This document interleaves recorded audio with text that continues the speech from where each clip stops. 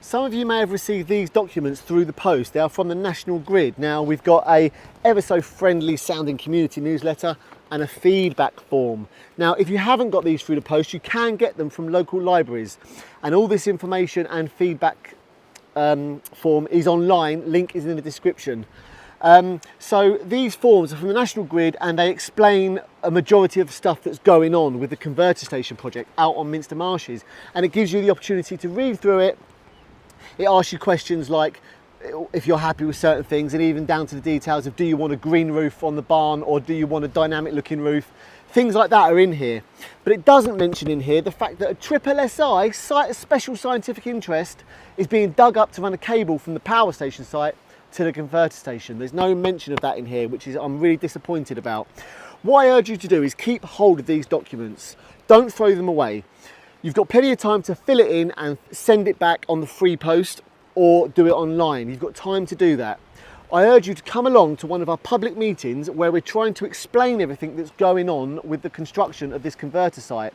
We're going to be showcasing the wildlife that's down there. Me and my friend Keith have put some films together, and we've got some aerial footage of the area, and we're really going to show you what's happening, and we're going to talk about what we can do. Now, those public meetings are happening on Monday the 30th of October in Ramsgate, Wednesday the 1st of November in Minster, and Thursday the 2nd of November in Sandwich. And there's also going to be a later day, there's going to be consultations held by National Grid where you can go there and speak to them in person and express your opinions.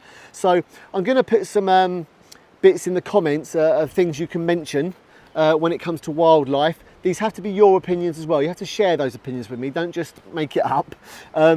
So we're very concerned about how this is going to pose a significant threat to the ecosystem and the unique biodiversity that thrives in this area.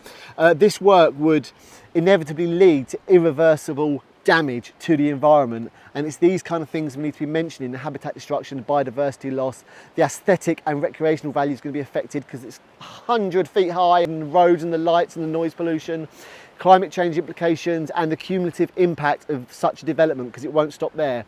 At the meeting we'll be explaining to you what we can do, and quite often people are saying to me, you're not going to stop this project. I know this project is going to happen somewhere, somehow. We do need it.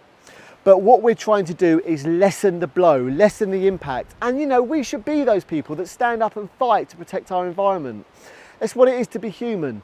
And we're going to be going for mitigation and relocation. And please don't dig up that SSSI site and run a digger right through that heronry and tear up that nightingale hotspot. So things like that are going to be mentioned at the meeting, what you can do. So keep hold of these forms. Get them from the library if you can. Take your time, come to one of our meetings, get an idea of what is going on, and save Minster Marshes. Cheers guys, be wild.